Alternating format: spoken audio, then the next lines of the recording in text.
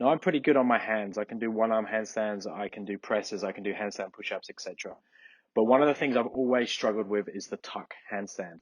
Now, obviously, one of the main reasons is I'm tight in the hips, tight in the thoracic. Now, if that is the case, most of your work towards the tuck handstand needs to be in your stretching. So you want to be stretching the hips, you want to be stretching the upper back, you want to be stretching the thoracic, the shoulders, and just the body overall, and make sure that you're not got any real limitations there.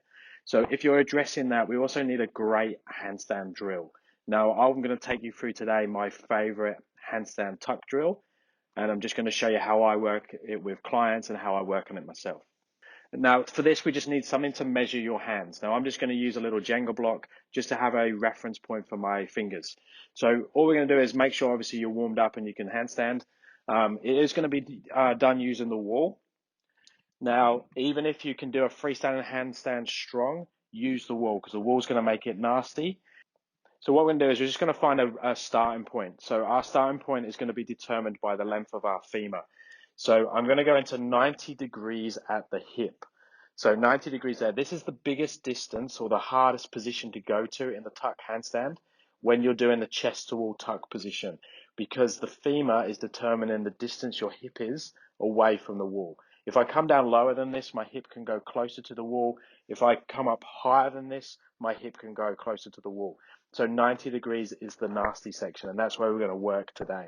So 90 degrees. Now, it might mean that you're going to have to go up and down, back and forth to your camera to get 90 degrees when you're in a handstand, because where you think 90 degrees isn't always that position. So a rough guide to start with is I'm just going to go 90 degrees, and I'm going to try and have my left foot straight underneath my left hip, and I'll be 90 degrees here.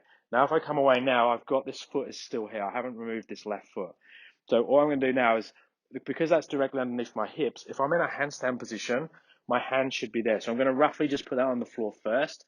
So that's going to give me my starting position. Now I'm going to go up into a chest to wall handstand. I'm going to have the block in between my thumb and my index finger. Or actually, no, let's go thumb. So we have a definite position. So I'm going to go there, thumb.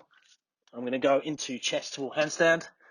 So I'm there. And now I'm going to go down into that 90 degrees position. So 90 degree, which I think is about there.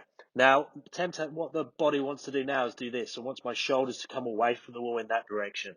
Okay, so I'm going to keep my legs together and I'm going to push the shoulders back. Trying to get the shoulders on top of the hands. I'm going to hold for 10 seconds. And then I'm going to come back out and come back down. So my thumb is in line with this block. I'm not going to move that block. Then I'm going to grab my phone, the video I just took. I'm going to compare, is my hip directly on top of my shoulders? So we can look, so let's look at the one, this is the one I'd done earlier to do the same drill.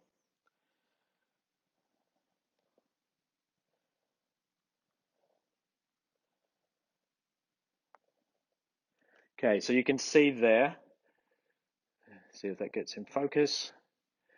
So see, my hip is in the right position. I'm at 90 degrees and my shoulders are directly on top of my hands. So if that's the case, if I can get into that position, then I've got a choice. I can make it harder. So if for me that was max effort and I can hold for like 10, 20 seconds maximum and I fall out because it's really fatiguing, that's where I should stay. If I can stay there really comfortably, then I'm going to walk the hands in a little bit closer, which will make it even more demanding, but I've got to make sure that the shoulders stay on top of the hands. If the shoulders go over the hands, so if I look more like this position,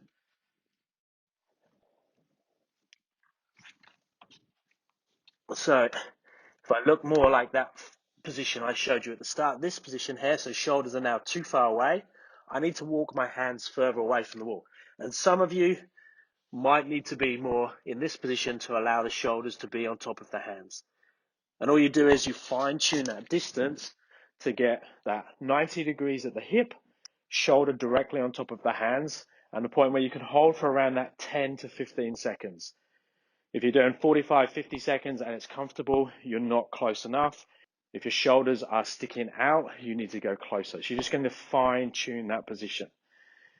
Now, once you've done that, there's other drills you can do while you're there in that chest wall position. You can do slides. You can slide up and down. I recommend you have a smooth wall and ideally socks on. So you can reposition now. So you've got that thumbs in line with the block where I was a second ago. So there's my 90 degrees. I could lower deeper and I could go all the way back up, open the hip, come back down 90 degrees, make sure that's shoulders on top of the hands, down and back up. Now we have our chest wall tuck slides. But the time under tension in the nasty section is here. If I have it, I could go down deeper, pull away from the wall, try and get my shoulders on top of the hands, there, coming back up. So there's other drills you can stack on top of that chest wall one, but I recommend that you bang out time, sets and reps, try and accumulate 30 seconds time under tension per set. Aim for about 2 to 3 sets to start with if you're new to it, up to about 5 sets if you want to smash it and get it better. And then if you have a freestanding hold, compare the before and after. So let's have a go at freestanding. I'm going to kick to freestanding hold. So legs are squeezed together, toes pointed, try and get the best possible line I can.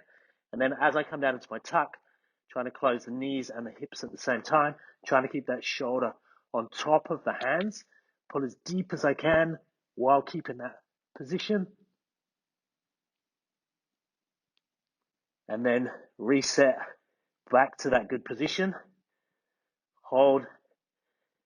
Now I could do that for repetitions or just single reps and obviously comparing the before and after the nasty drill. So let me know in the comments if you have any other ways of training the tuck that you prefer, especially if it's different to that one. I'll be interested to know. Thumbs up and subscribe will be appreciated, and I'll speak to you next time. Thanks, guys.